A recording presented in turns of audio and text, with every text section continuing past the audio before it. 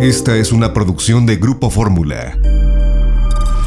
Arturo, gracias por contestarme el teléfono en este día, sobre todo. No, gracias a ti, Joaquín. Efectivamente, un día muy movido. Hombre. Arturo, ¿cuándo te enteraste que ibas a dejar Hacienda y que te iba a proponer el presidente para la Junta de Gobierno del Banco de México? Mira, para ser honesto, esta es una posibilidad que tiene mucho tiempo que estamos valorando. Yo creo que incluso antes de las elecciones, cuando vimos dónde podía ser, y por supuesto después, cuando tomé la Secretaría de Hacienda, lo dejamos en un impasse, y al acercarse la fecha, pues es algo que volvimos a retomar. Ahora bien, lo que determinó el tiempo, y eso es pues un signo de los tiempos actuales, fue que al presidente le hicieron una pregunta en la mañanera y dio una respuesta, y como él mismo lo señaló, para evitar cualquier incertidumbre de los mercados, decidió hacer los anuncios ya. Usualmente un anuncio de esta naturaleza se hubiera hecho más allá por octubre, noviembre o incluso en diciembre. Sí, pero ¿a ti cuándo te dijo que era hoy? Lo estábamos hablando desde el lunes. Bien. Sí. A ver, en este momento, ¿cómo quedas? Porque si el presidente designa y propone al Congreso que Rogelio Martínez de la O sea el secretario de Hacienda, ¿no? Sí, mira, sí, y también el gobernador del Banco de México. Ambos tienen que ir a ratificación del Pero Senado. eso voy ahorita, ¿sí? Pero eso voy ahorita. Sí. Ahorita con lo del secretario de Hacienda, ¿quién es el secretario de Hacienda en los hechos? Yo, no, en los hechos y formalmente soy yo, porque yo tengo todavía algunos temas importantes que cubrir. Soy el presidente de la Junta de Gobernadores del Banco Mundial y del Fondo Monetario Internacional, y de hecho presido una reunión muy importante del Comité de Remuneraciones en conjunto el próximo viernes en Washington, y esa no es una atribución que cae en el secretario de Hacienda de México, sino cayó en mi persona, por ser secretario de Hacienda, pero cayó en mi persona, no es transferible. Y después viene una reunión muy importante, que es la reunión del G20 en Italia, que va a ser la primera reunión presencial después del COVID, y donde se va a resolver un tema en el que pues todos los que hemos sido ministros de los últimos 2 años hemos venido trabajando, que es el tema del impuesto mínimo global. Ahí había un acuerdo en general de todos, menos de Estados Unidos, con el cambio de administración, y después de eso, que es el 9-10 de julio, poco tiempo después yo estaré en condiciones de presentar mi renuncia formal, entrará Rogelio, y además yo quería estar ya habiendo renunciado a la Secretaría de Hacienda para pasar por el proceso del Senado, ¿no? O sea, para no involucrar a la Secretaría en ese proceso. Me parece muy bien el respeto a las formas. Ahora, el presidente te tiene que proponer primero como miembro de la Junta de Gobierno, ¿no es así? Mira, me está proponiendo como gobernador directamente. El gobernador es un miembro de la Junta, pero me propone directamente porque esa es la posición que estaría abierta. Y hay una pequeña diferencia entre las propuestas que hacen para el secretario de Hacienda y para el gobernador. Para el secretario de Hacienda, el presidente nombra y entra en funciones, y después tiene que ser ratificado por la Cámara de Diputados. Antes era por la Cámara de Senadores, pero en el momento en que hace el nombramiento entra en funciones. En el caso del gobernador del Banco de México, él nombra, porque es un nombramiento, que tiene que ser aprobado por la Cámara de Senadores, y entra en funciones cuando lo dice la ley, que es el 1 de enero, o a menos que hubiera habido una renuncia, como fue en el caso de Agustín Carstens, cuando se fue al banco el banco de pagos. Ahora, entonces, el presidente lo que hizo fue hoy el anuncio. Lo dejamos ahí y tendrá que nombrar formalmente a principios de julio, a mediados de julio, a Ramírez de la O ya formalmente como secretario de Hacienda, ¿es correcto? Así es. Bien, y ahora, no es muy adelantado, Arturo, que te plantee desde ahora el que seas gobernador, que te proponga el presidente como gobernador del Banco de México cuando el plazo de Alejandro Díaz de León termina a finales de año, en diciembre. Mira, sí, claramente fue adelantado con respecto a lo que ha sido la práctica en otras ocasiones, pero aquí hubo un tema que incluso yo diría no estaba estrictamente en su control. Él recibió una pregunta muy específica hace un par de semanas sobre si ratificaría al actual gobernador y dijo que no.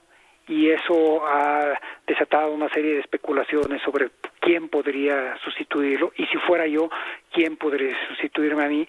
Y el presidente sintió que no había necesidad de sujetar la economía mexicana a especulaciones, y que con un anuncio como el que podía dar hoy, eso iba a dar tranquilidad a los mercados. Y de hecho se está apreciando un poquito el peso, lo cual quiere decir que el anuncio conjunto, porque son dos nombramientos, fue bien recibido.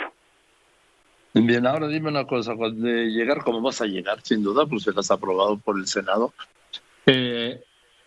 ¿Vas a modificar? La última vez que te hablamos, la vez más reciente que hablábamos del tema de los remanentes, que el presidente se quejaba que no había remanentes del Banco de México, pero para otras administraciones que sí. Y tú me dijiste que sí había remanentes, que lo que pasa es que le habían modificado el modo de calcularlos.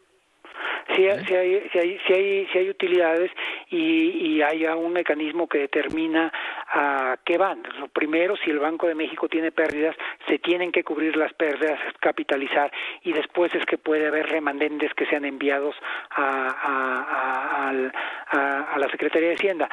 Pero yo, para serte absolutamente honesto, Joaquín, yo creo que esta es una discusión que se ha sobredimensionado, porque remanentes y montos importantes de remanentes se dan solo si hay una depreciación importante del peso. Claro. Y lo que todos queremos es que no se deprecie el peso. Lo de menos serán los remanentes después. Estoy viendo las pantallas y el peso está en 19.73. Este es un nivel, yo diría, casi de febrero del año pasado, etcétera. Y yo creo que es lo que tanto Hacienda como el Banco de México tienen que buscar, tener un peso estable, un tipo de cambio estable. Ahora, pues, yo te deseo mucho éxito, Arturo. Sé de tu seriedad académica y personal y profesional. No deja de llamarme la atención de que sea el tercer secretario de Hacienda del presidente López Obrador en 3 años de gobierno. Pero también debo decirte que yo, que he visto 53 años de sucesiones en Hacienda, unas muy traumáticas, otras forzadas, otras incluso violentas, como la de Ortiz Mena, que se enteró por teléfono, yo creo que sí le da una certidumbre, y que es algo fundamental para los mercados, para la economía, para los mexicanos en general, sí, sobre todo cuando lo que domina parece ser más la incertidumbre en materia de política. Que se dé esta señal de certidumbre en materia de finanzas públicas me parece muy saludable.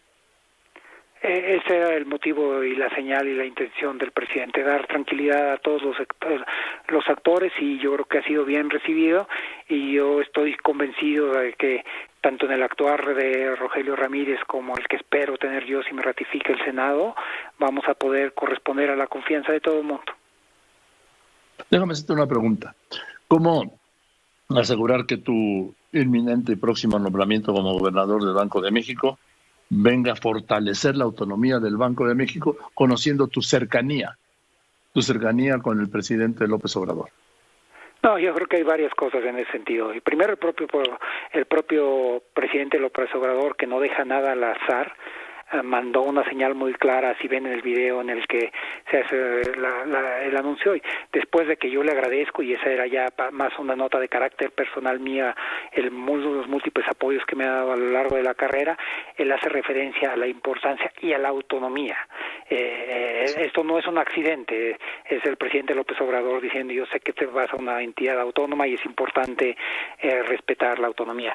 Después él también sabe, y seguramente es una de las razones por las que me eligió, es que yo soy tengo un respeto absoluto por las estructuras institucionales, sobre todo aquellas que son una salvaguarda de la vida económica y financiera del país, y lo había venido diciendo yo como secretario, lo dije como subsecretario, y lo seguiré diciendo después.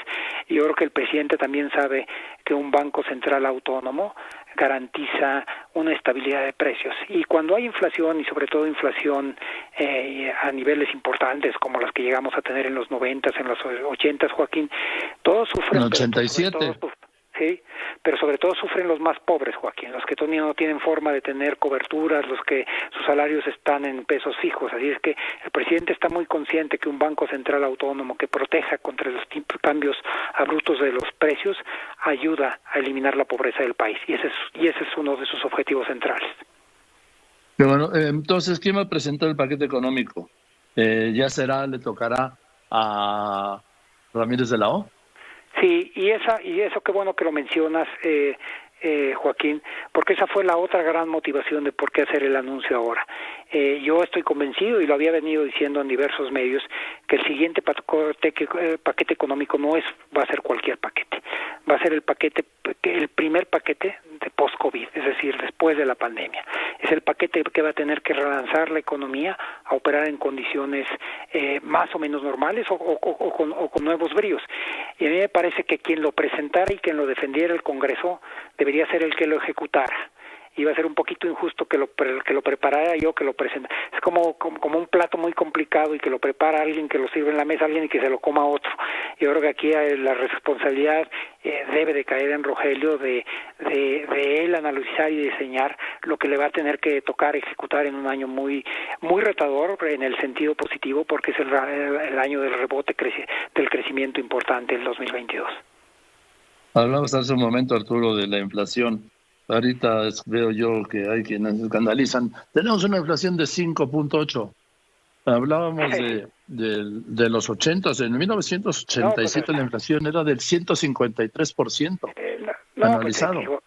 Deben ser muy jóvenes, y los felicito por eso, porque no les tocó eso, efectivamente, para niveles históricos, y ese es uno de los grandes logros de México. De hecho, es sintomático, Joaquín, que nos escandalicemos de 5, quiere decir que se han hecho bien las cosas en el país en los últimos 25 años. Pero también cuando uno hace un análisis profundo de cuáles han sido algunos de los precios que han movido los indicadores recientemente, por ejemplo, hay computadoras, mesas, material de limpieza de la casa, que cuando uno lo ve, pues se da cuenta que están ligadas a la pandemia, el hecho de que la gente está tomando clases en línea y entonces necesitan una computadora adicional, una mesa adicional, y de que están pasando mucho tiempo en la casa, y entonces hay que pues, comprar más cloro, porque esos son los que han ido subiendo el precio. Esos, curiosamente, son los precios que van a bajar cuando la vacunación progrese todavía más. Es una de esas paradójicas económicas donde ciertos precios como los de las computadoras caerán cuando aumente la vacunación. En fin, Arturo, pues te mando un abrazo, te deseo mucho éxito, porque en función de tu éxito como gobernador del Banco de México, será el éxito del país, de México, en el tema de las finanzas públicas, y te mando un abrazo. Un abrazo grande, Joaquín. Hasta luego. Gracias, Arturo Herrera. Esta fue una producción de Grupo Fórmula.